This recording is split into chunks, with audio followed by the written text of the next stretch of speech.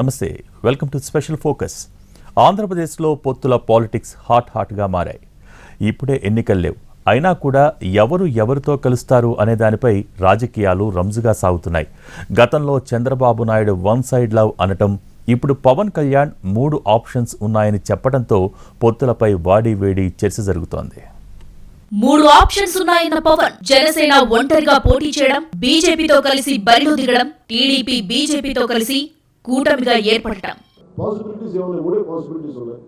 ఇప్పుడు మన కళ్ళ ముందు ఉన్నది, మన చేతిలో ఉన్నది భారతీయ జనతా పార్టీ మనం కలిసి ప్రభుత్వాన్ని స్థాపించడం, జనసేన భారతీయ జనతా పార్టీ టీడీపీ కలిసి ప్రభుత్వాన్ని స్థాపించడం, లేదా జనసేన ఒకటే స్థాపించడం. ఈ 3 ఆప్షన్సే ఉన్నాయి. నేనేం నమ్ముతానంటే పోరాడితే పోయేది లేదు, భారీ సంఖ్యలో తప్ప. జనసేన పార్టీ విస్తృత స్థాయి సమావేశంలో పవన్ కీలక వ్యాఖ్యలు చేశారు.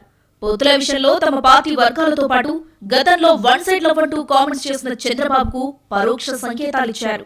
అంతేకాకుండా 2014లో ఒకసారి, 2019లో మరోసారి తగ్గారని చెప్పారు. ఇక 2024లో తగ్గడానికి సిద్ధంగా లేనని, ఈసారి మిగతా వాళ్ళు తగ్గితే బాగుంటుందన్నారు. అన్నిసార్లు తగ్గాం, ఈసారి మిగతా వాళ్ళు తగ్గితే బాగుంటుంది నాకు. పొత్తులపై తనకు ఆప్షన్స్ ఉన్నాయని చెప్పడంతో పాటు ఈసారి తగ్గరు అంటూ టీడీపీకి స్పష్టం చేశారు పవన్ కళ్యాణ్. గతంలో వన్ సైడ్ లవ్ అని, ఇప్పుడు వార్ వన్ సైడ్ అంటున్నారని, చివరికి టీడీపీ వాళ్ళు ఏ మాటపై నిలబడతారో చూసి ఆ తర్వాత మాట్లాడదామంటూ బాల్ను చంద్రబాబు కోర్టులో వేశారు జనసేనాని. ఇప్పుడు పొత్తులపై తేల్చుకోవాల్సింది టీడీపీనే అన్నట్లుగా వన్ సైడ్ లవ్ కు రెస్పాన్స్ ఇచ్చారు. గతంలో కుప్పంలో మాట్లాడిన చంద్రబాబు పవన్ కళ్యాణ్ తో టీడీపీ వన్ సైడ్ లవ్ లో ఉన్నట్లు చెప్పారు.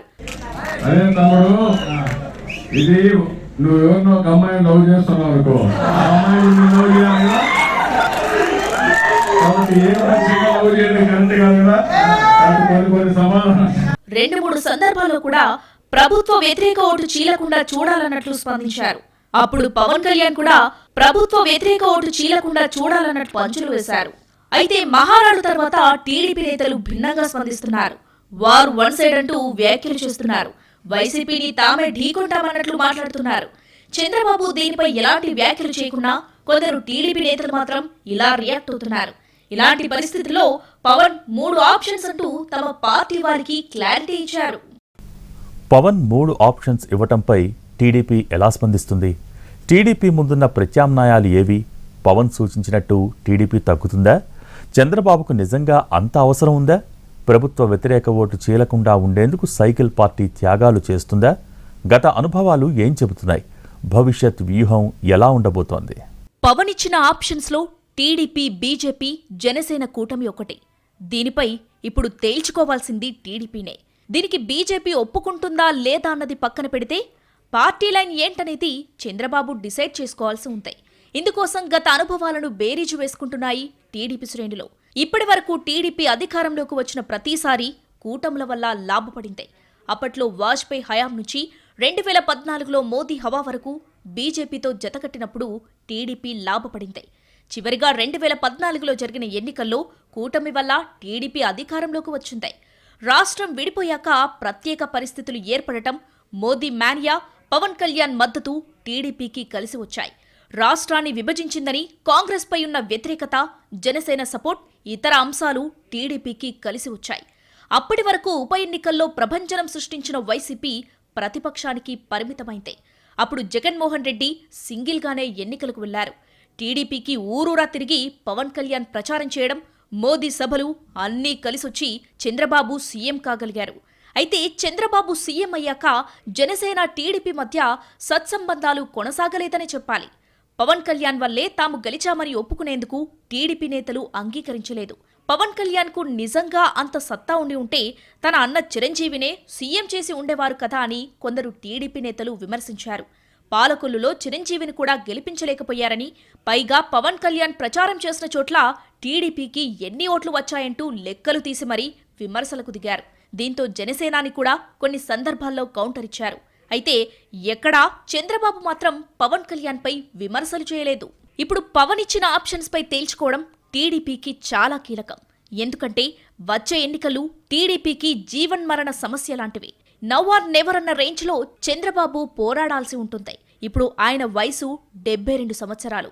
2024 ఎన్నికల్లో టీడీపీ ఓడిపోయిందంటే ఆ పార్టీ క్యాడర్ చెల్లాచెదురు అవుతుందనే భయం ఉంది. అందుకు కారణం కూడా లేకపోలేదు. ఇప్పటికే అనేక మంది టీడీపీ నేతల్ని వైసీపీ టార్గెట్ చేసిందనే విమర్శలున్నాయి. చాలా మంది టీడీపీ నేతలు అరెస్టు కూడా అయ్యారు. చంద్రబాబు, లోకేష్కు కూడా కేసుల సెగ తగులుతుంది. వచ్చే ఎన్నికల్లో కూడా టీడీపీ ఓడిందంటే ప్రత్యర్థి పార్టీని టార్గెట్ చేసే రాజకీయాలు మరింత పెరుగుతాయి. అప్పుడు పార్టీని, నేతల్ని కాపాడుకోవడం అంత ఈజీ కాదు. గతంలో ఉమ్మడి ఆంధ్రప్రదేశ్లో టీడీపీ ప్రతిపక్షంగా ఉన్నప్పుడు జాతీయ పార్టీ అయిన కాంగ్రెస్ని ఎదుర్కొంది. కానీ ఇప్పుడు ప్రాంతీయ పార్టీ వైసీపీని చంద్రబాబు ఎదుర్కోవాల్సి ఉంటుంది. ప్రాంతీయ పార్టీల మధ్య పోటీ ఉన్నప్పుడు వరుస ఓటములు ప్రత్యర్థి పార్టీని కోలుకోనివ్వకుండా చేస్తాయి. పార్టీ ఆర్థిక మూలాలు కూడా విచ్ఛిన్నమవుతాయి. పైగా వయసు రీత్యా కూడా 2029 ఎన్నికల నాటికి చంద్రబాబు గట్టిగా పోరాడలేకపోవచ్చు. అంతేకాకుండా పార్టీ తదుపరి నాయకుడిగా ప్రచారం జరుగుతున్న లోకేష్ లీడర్షిప్ విషయంలోనే అనేక ప్రశ్నలు ఉన్నాయి. ప్రభుత్వం పైన, వైఎస్ఆర్ కాంగ్రెస్ పార్టీ పైన యుద్ధం ప్రారంభమైంది. ఈరోజు శంఖారావం. ఈ యుద్ధం వైఎస్ఆర్ కాంగ్రెస్ పార్టీని భూస్థాపితం చేయాలి, అవునా కాదా? జీవన్మరణ సమస్య లాంటి ఎన్నికలకు వెళ్తున్న చంద్రబాబు ఇప్పుడు పొత్తులపై కీలక నిర్ణయం తీసుకోవాల్సి ఉంటుంది. మహానాడు తర్వాత కొందరు పార్టీ నేతలు తమ బలం పెరిగిందని చెబుతున్నా అది ఎంతవరకు పెరిగిందనేది ఎవరూ చెప్పలేరు. 2019 ఫలితాలు, స్థానిక ఎన్నికల రిజల్ట్స్ తర్వాత తిరిగి ఎంత మేరకు టీడీపీ బలపడిందో ఎవరికీ తెలియదు. మహానాడు లాంటి పార్టీ కార్యక్రమం హిట్ అయిందని అనుకొని పొత్తులపై నిర్ణయం తీసుకుంటే అది పొరపాటే అవుతుందన్న విషయం చంద్రబాబుకు కూడా తెలుసు. అందుకే సింగిల్గా పోటీ చేసి చేతులు కాల్చుకుంటే ఇక టీడీపీ భవిష్యత్తే ప్రశ్నార్థకమవుతుంది. 40 ఇయర్స్ పొలిటికల్ కెరీర్లో కీలక నిర్ణయం తీసుకోవాల్సిన పరిస్థితిలో ఇప్పుడు చంద్రబాబు ఉన్నారని రాజకీయ వర్గాల్లో చర్చ జరుగుతోంది. జనసేనాని ఇప్పుడే 3 ఆప్షన్స్ ఎందుకిచ్చారు? ప్రత్యామ్నాయాల గురించి చెప్పడమే కాకుండా ఈసారి తాను వెనక్కి తగ్గను అని ఎందుకన్నారు? వెనక్కి తగ్గను అంటే అర్థమేంటి? ఆయన మనసులో ఏముంది? బయటకు చెప్పని 4వ ఆప్షన్ కూడా పవన్ కళ్యాణ్ దగ్గర ఉందా? ఇంతకీ ఏంటది? ఆవిర్భావం నుంచి ఆంధ్రప్రదేశ్ రాజకీయాల్లో జనసేన ప్రభావం చూపిస్తుంది. 2014 ఎన్నికల్లో పోటీ చేయకుండా టీడీపీ, బీజేపీ కూటమికి మద్దతు పలికిన పవన్ కళ్యాణ్ గత ఎన్నికల్లో బరిలో దిగారు. దాదాపు 6.5% ఓట్లు సంపాదించి 1 సీటును గెలిచింది జనసేన. అయితే పవన్ మాత్రం తాను పోటీ చేసిన 2 చోట్ల ఓడిపోయారు. అయితే దాదాపు 7% ఓటు బ్యాంకు ఉన్నట్లు జనసేన నేతలు చెప్పుకుంటున్నారు. గత ఎన్నికల్లో జగన్మోహన్ రెడ్డి వైపు ఫుల్ స్వింగ్ ఉన్నా 7% ఓట్లు సాధించామని, వచ్చే ఎన్నికల్లో అది మరింత పెరుగుతుందని జన సైనికులు ఆశాభావంతో ఉన్నారు. అదే టీడీపీని ఊరిస్తుంది. అందుకే చంద్రబాబు నాయుడు జనసేన వైపు ప్రేమతో చూస్తున్నారు. వన్ సైడ్ లవ్ అంటూ కామెంట్స్ చేస్తున్నారు. గత ఎన్నికల్లో టీడీపీ 39% ఓట్లతో 23 సీట్లు గెలుచుకుంది. వచ్చే ఎన్నికల్లో జనసేన ఓటు బ్యాంకు కూడా తమకు కలిసి వస్తే అధికారంలోకి రావడం పెద్ద కష్టమేమీ కాదని లెక్కలు వేసుకుంటుంది. అందుకే పవన్ కళ్యాణ్ను తమ వైపు తిప్పుకునేందుకు స్కెచ్లు వేస్తున్నారు టీడీపీ నేతలు. చంద్రబాబు తమ వైపు చూపిస్తున్న ఇంట్రెస్ట్ను బట్టి పవన్ కళ్యాణ్ కూడా స్పందిస్తున్నారు. ప్రస్తుతానికి బీజేపీతో పొత్తు ఉందని చెబుతూనే 3వ ఆప్షన్గా బీజేపీ, జనసేన, టీడీపీ కూటమి అంటూ వ్యాఖ్యలు చేశారు. టీడీపీతో కలిసేందుకు తాము ఆసక్తిగా ఉన్నట్లు చెబుతూనే ఈసారి వెనక్కి తగ్గనంటూ ఇంకా ఏవో సంకేతాలిస్తున్నారు. ఆ సిగ్నల్స్ అర్థం సీఎం పదవే అని రాజకీయ వర్గాల్లో చర్చ జరుగుతోంది. కూటమిలో వెనక్కి తగ్గడమంటే సీట్ల దగ్గర నుంచి పదవుల వరకు అన్నీ వస్తాయని అర్థం చేసుకోవాల్సి ఉంటుంది. కాబట్టి సీఎం పదవిపై పవన్ కళ్యాణ్ షరతులు పెట్టే అవకాశం ఉంది. గతంలోలాగా అప్పరంగా ముఖ్యమంత్రి కుర్చీని చంద్రబాబుకు ఇవ్వకుండా తాను కూడా ఆ రేసులో ఉండే అవకాశం ఉంది. లేదా సీఎం పదవీ కాలాన్ని పవన్, చంద్రబాబు పంచుకునే విధంగా ఒప్పందం కుదుర్చుకోవడమే తగ్గేదేలే అన్నదానికి సంకేతమని పొలిటికల్ సర్కిల్స్లో చర్చ జరుగుతోంది.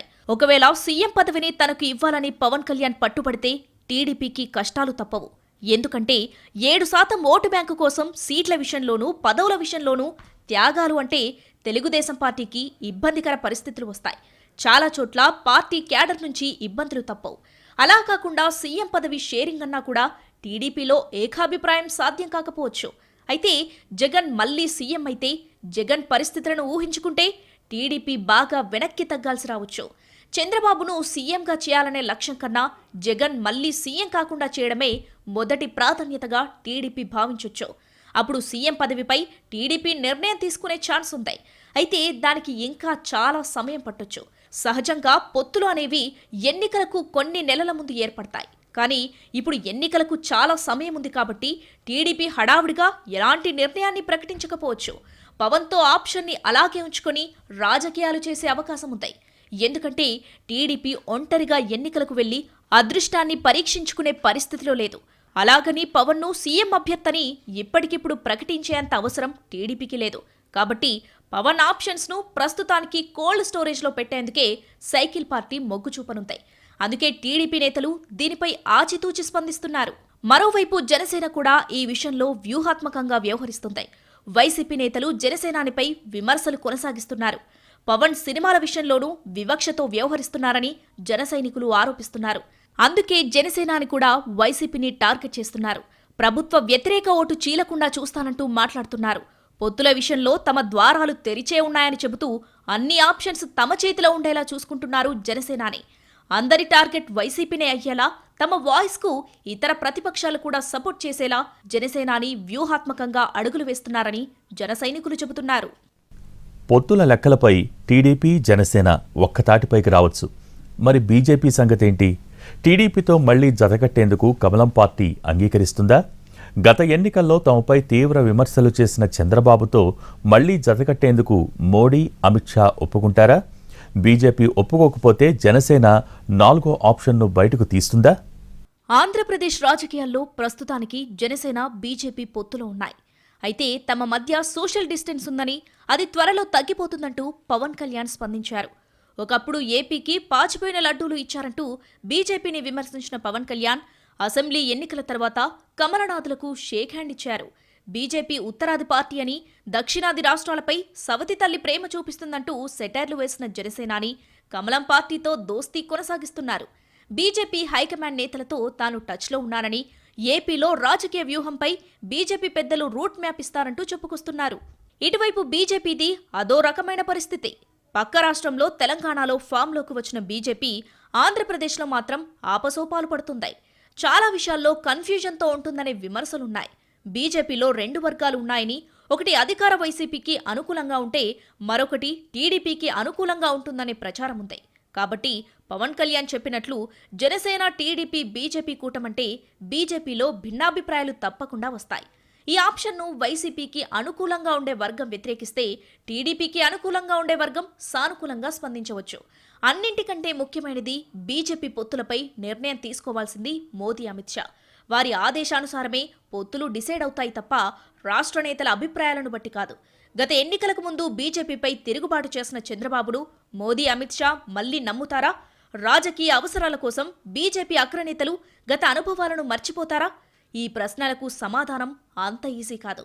ఎందుకంటే తెలంగాణలో లాగే ఏపీలోనూ బీజేపీ సొంతంగా బలపడాలని బీజేపీ పెద్దలు ఆశించారు. ఇందుకోసం చాలా మార్పులే చేశారు. అయినా కూడా ఏపీలో బీజేపీ బలపడింది లేదు. గత ఎన్నికల్లో 100 కంటే తక్కువ ఓట్లు తెచ్చుకున్న బీజేపీ ఆ తర్వాత బలపడ్డ సూచనలు లేవు. కాబట్టి జనసేనతో జతకట్టేందుకు గ్రీన్ సిగ్నల్ ఇచ్చారు బీజేపీ పెద్దలు. జనసేన వరకు ఓకే గాని అందులో టీడీపీకి ఎంట్రీ ఇస్తామంటే మాత్రం బీజేపీ పెద్దలు 1కి 2 సార్లు ఆలోచిస్తారు. తమకు వ్యతిరేకంగా ఏపీలోనే కాకుండా దేశమంతా తిరిగి ప్రచారం చేసిన చంద్రబాబును బీజేపీ నేతలు అంత ఈజీగా కూటమిలోకి రానివ్వకపోవచ్చు. అయితే బీజేపీ అగ్రనేతల్ని తాను ఒప్పిస్తానన్నట్లు పవన్ చెబుతున్నారు. కానీ అది ఎంతవరకు వర్కౌట్ అవుతుందో చెప్పలేని పరిస్థితి. టీడీపీని విడిచిపెట్టి ఎన్నికలకు పోతే గెలవడం కష్టమని జనసేనకు తెలుసు. కాబట్టి టీడీపీని కూటమిలోకి తీసుకోవాలని పవన్ కన్విన్స్ చేసే అవకాశం ఉంది. బీజేపీకి ఏపీలో పెద్దగా ఓటు బ్యాంకు లేదు కాబట్టి కేవలం కమలనాథులతో కలిసి జనసేన పోటీ చేయడం వల్ల తమకు ఒరిగేదేమీ లేదని పవన్ కళ్యాణ్కు తెలుసు. అందుకు మరో ఆప్షన్గా సింగిల్గా పోటీ చేస్తామని చెబుతున్నారు. టీడీపీతో పొత్తుకు బీజేపీ అగ్రనేతలు అంగీకరించని పక్షంలో సింగిల్గా పోటీ చేస్తారా, లేక టీడీపీ, జనసేన మాత్రమే జట్టు కట్టేలా 4వ ఆప్షన్ అని అప్పుడు చెబుతారేమో చూడాలి. ప్రతిపక్షాల పొత్తుల లెక్కలు ఎలా ఉన్నా వైసీపీ మాత్రం చాలా క్లియర్గా ఉంటాయి.